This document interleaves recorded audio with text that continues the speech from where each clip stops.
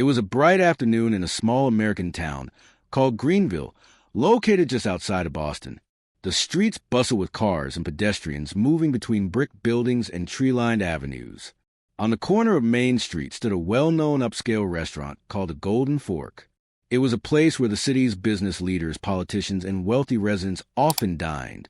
Inside a modest apartment across town, a young woman named Emily was preparing for the evening.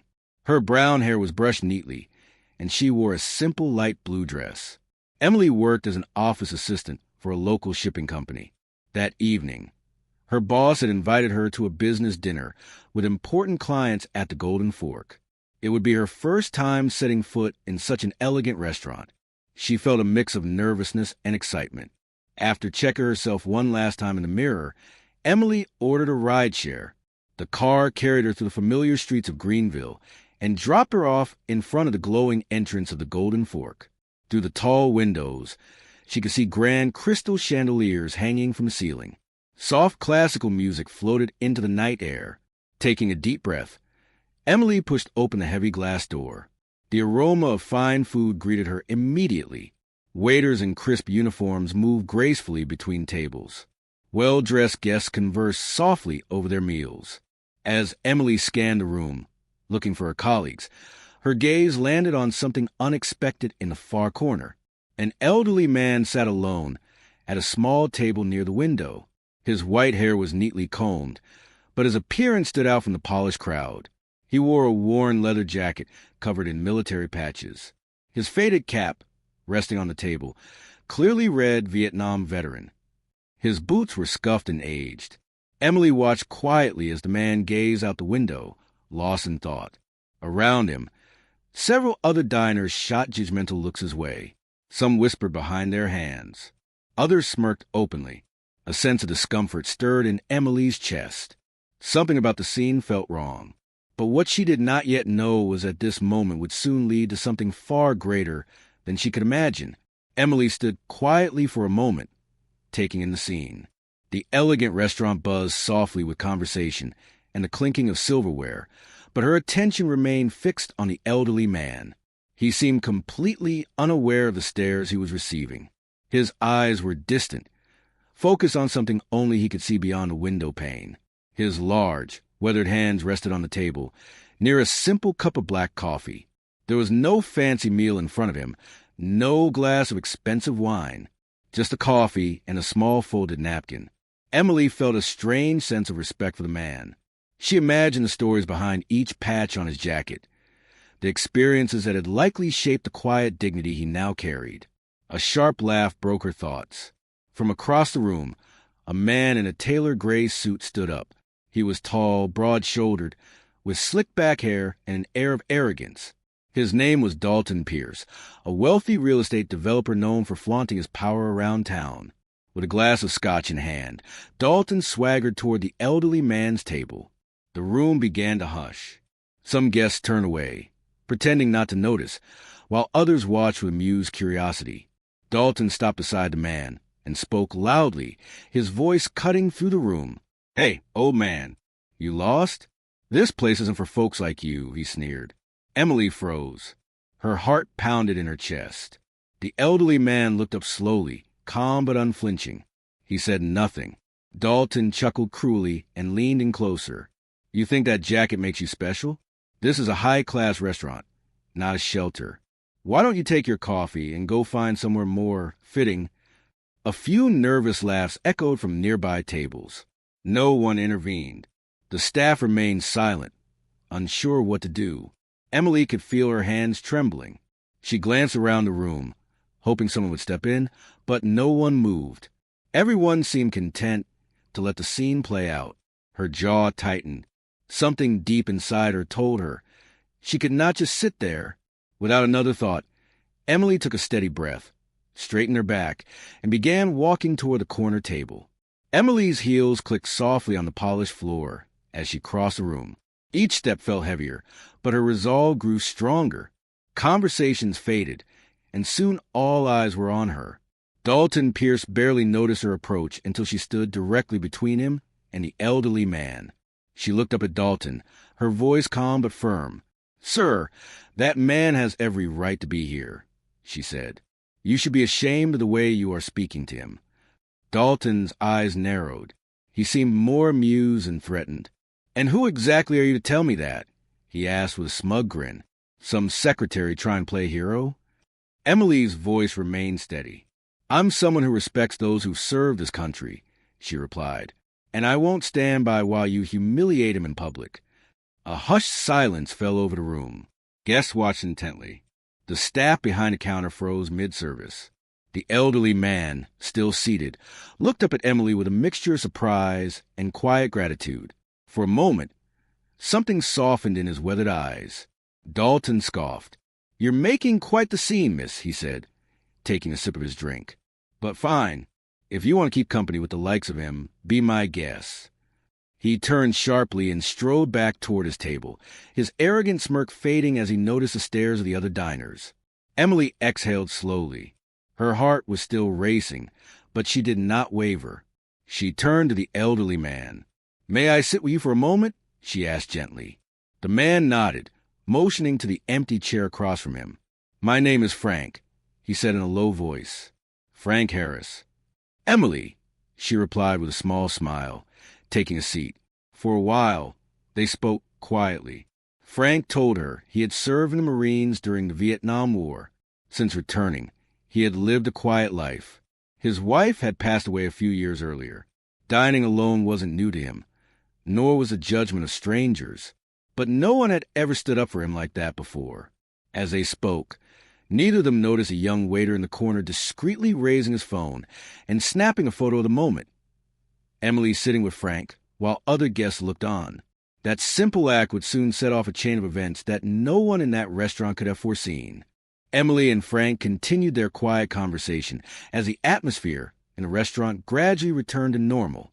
The clinking of glasses and soft hum of conversation resumed, though many guests continued to glance their way. Frank's voice was calm, yet there was a weight behind his words. "You didn't have to do that, you know," he said softly. "But I'm grateful you did." Emily shook her head. "It was the right thing to do," she replied. "No one should be treated that way, especially not someone who served his country." Frank gave a small, thoughtful nod.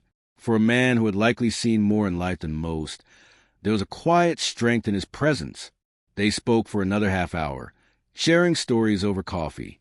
Frank told her about his days in the Marines, his travels after the war, and his late wife, who had always encouraged him to stay proud of his service, no matter how the world changed.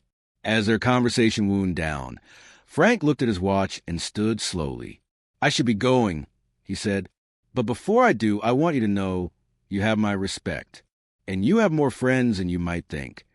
Emily smiled warmly and offered her hand. Frank shook it firmly, his grip strong despite his age. With a nod, Frank turned and walked out of the restaurant, leaving behind a silence that seemed somehow heavier than before. Emily remained at the table for a moment, reflecting on what had just happened.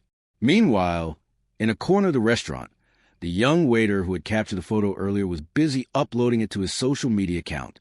He typed a simple caption beneath the image. "This young woman just stood up to a bully and defended a veteran. More of this, please." He hit post and slid his phone back into his pocket, unaware that the photo was already beginning to spread. As Emily finally stood to leave, she felt a strange sense of peace. She had done what her conscience demanded, and that was enough. But the ripple she had started was already growing. The next morning, sunlight streamed through the windows of Emily's small apartment. The gentle chime of her phone woke her earlier than usual. Groggy, she reached for it on her nightstand. But instead of a couple of notifications, her screen was flooded. Dozens, then hundreds of alerts. Confused, Emily unlocked her phone and opened her social media. Her heart skipped a beat. There it was. The photo. It showed her sitting across from Frank, both of them deep in conversation, while the rest of the restaurant watched from a distance. The caption was simple, but the comments had exploded. "Respect to this young lady. We need more people like her. A true American hero and someone brave enough to stand with him." The post had already been shared thousands of times overnight. News pages were picking it up. Messages from strangers poured into her inbox. praising her courage. Emily scrolled in disbelief. Her small act of kindness had become something much larger. Among the flood of comments, one stood out. It was from an account with an eagle emblem and the name Rolling Patriots. The message read, "Brothers and sisters, tomorrow, noon, Golden Fork. Time to show what respect looks like." Emily blinked. She had no idea what it meant. Who were the Rolling Patriots? She tapped the profile. It belonged to a large community of motorcycle riding veterans from across the state and beyond. Their motto, "Honor all who served." Suddenly, Emily felt a chill of anticipation. Something was coming. Something big. But just how big, she could not yet imagine. The following day, Emily tried to go about her morning routine, but her mind was restless. The notifications on her phone had only multiplied. News outlets were now sharing the story, some even calling her a local hero. Yet what kept echoing in her thoughts was that mysterious comment from the Rolling Patriots. Tomorrow, noon, Golden Fork. It was now late morning. Emily's curiosity grew stronger by the minute. She couldn't shake the feeling that something was about to happen. By 11:30, she finally gave in to her instincts. She grabbed her purse and left her apartment. Her car wove through the streets of Greenville, each turn bringing her closer to the restaurant. As she neared the downtown district, she heard at first a deep, rumbling sound in the distance, low and steady, like thunder rolling across the plains. Her heart quickened. Turning the corner onto Main Street, Emily gasped. Motorcycles, dozens of them. Their engines growled in unison as rows of gleaming bikes lined the street in front of the Golden Fork. Riders in leather jackets and vests decorated with military patches stood beside their bikes, shaking hands and sharing words of camaraderie. And more were arriving by the minute. Emily pulled into a side street and parked quickly. She stepped onto the sidewalk, her pulse racing. By the time she reached the Golden Fork, the scene had transformed completely. The once quiet street was now alive with the sound of engines and conversation. Bikers of all ages, men and women alike, stood proudly in formation. Many wore caps and jackets marked with Vietnam veteran, Desert Storm, Iraq, and Afghanistan. Pedestrians stopped to watch, some taking photos. Even local reporters had begun to gather. In the midst of it all, Emily spotted a familiar figure. Frank Harris stood near the front of the group, wearing his same old leather jacket and cap. But today, he wasn't alone. He was surrounded by brothers and sisters who had come from near and far. As Emily approached, Frank caught sight of her and smiled. "You made quite an impression, young lady," he said warmly. "Now you're going to see what that means." Emily's breath caught in her throat. Whatever was about to unfold, it was only just beginning. The sound of engines slowly faded as the bikers began turning off their motorcycles. One by one, they lined up neatly outside the Golden Fork. The crowd of onlookers continued to grow. Local news cameras rolled, capturing every moment. Inside the restaurant, the staff peered nervously through the windows. The manager paced near the entrance, clearly unsettled by the unexpected gathering. At precisely noon, Frank stepped forward. He glanced back at his fellow veterans, gave a small nod, and led the way.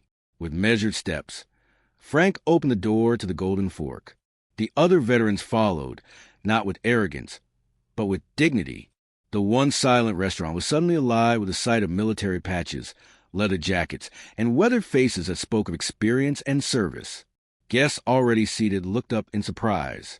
Conversations halted. Some diners shrank in their chairs, unsure of what to expect. Emily followed just behind Frank, her heart pounding. Inside, the bikers moved with quiet respect. They did not shout. They did not cause a scene. They simply began filling the empty tables, ordering coffee, lunch, and shaking hands with the waitstaff. It was a show of presence, a silent statement of unity. And then the front doors swung open again. More bikers arrived. Soon, the entire restaurant buzzed with conversation among veterans. The atmosphere had changed completely. What had once been a place where one veteran was shamed was now filled with hundreds of them standing tall. Emily glanced toward Frank. He met her eyes and gave a knowing smile. You showed me respect, he said quietly. Now they're here to show respect for you. At that moment, the door opened once more. Dalton Pierce entered, unaware of what had transpired. He walked in with his usual arrogance, only to freeze in his tracks. The sight before him was nothing short of overwhelming. The room was filled wall to wall with veterans, every table occupied. Dozens of eyes turned toward Dalton, and the look on his face began to change. Dalton stood frozen in the doorway, his confident smirk gone. He scanned the room in disbelief.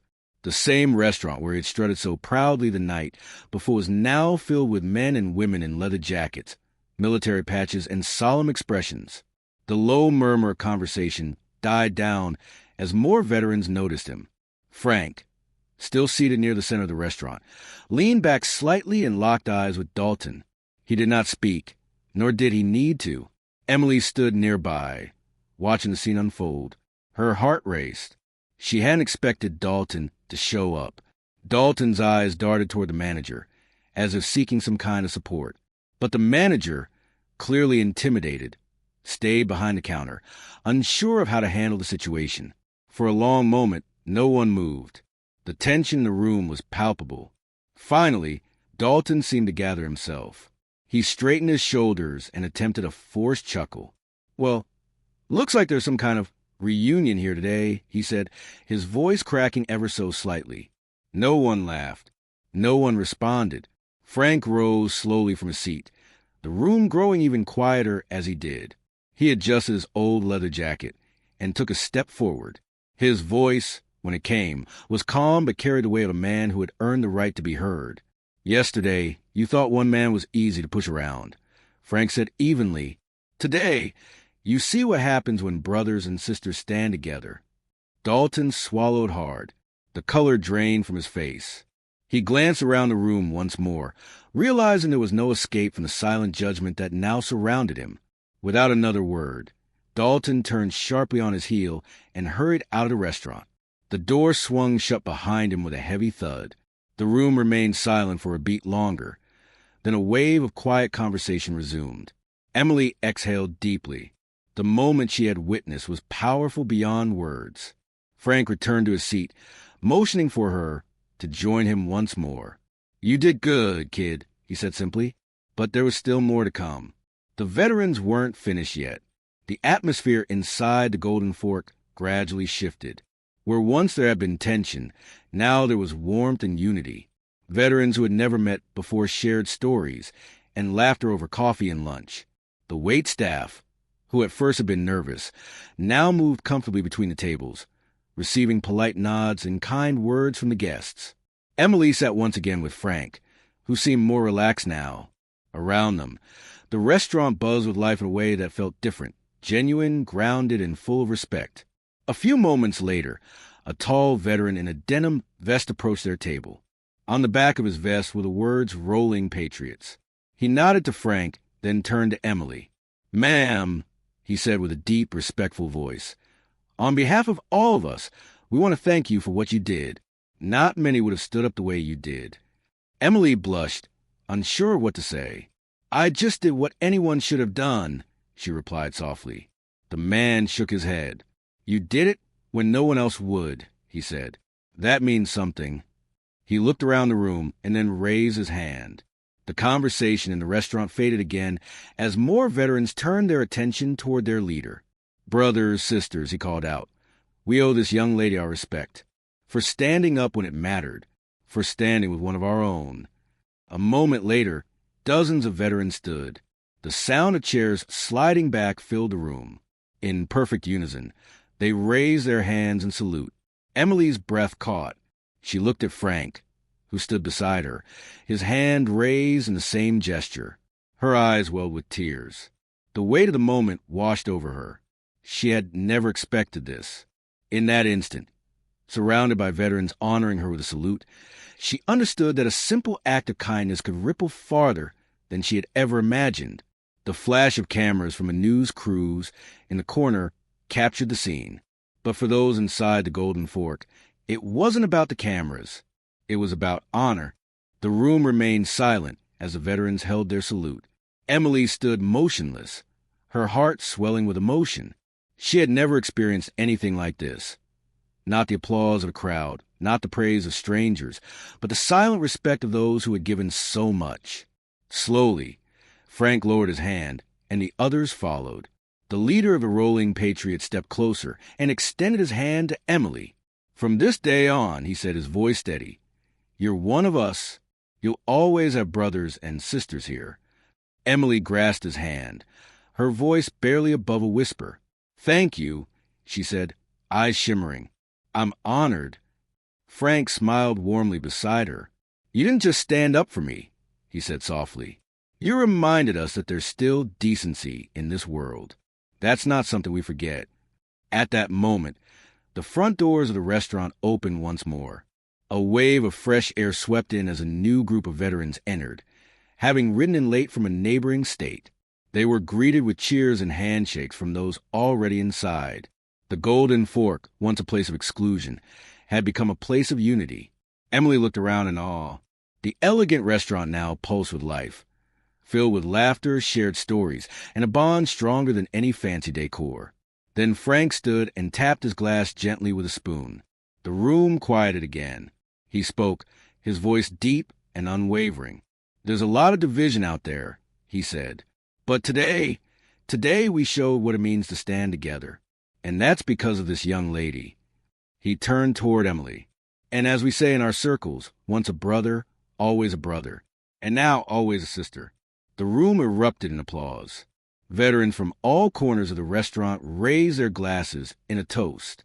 Emily lifted hers as well, her hands trembling slightly from a wave at all. As she sipped, her gaze swept the room, taking the sea of faces, each one a story of sacrifice, service, and strength. In that moment, beneath the soft glow of chandeliers, a simple truth became clear. Sometimes, one small act of courage can echo louder than anyone expects. And in this corner of America, it already had.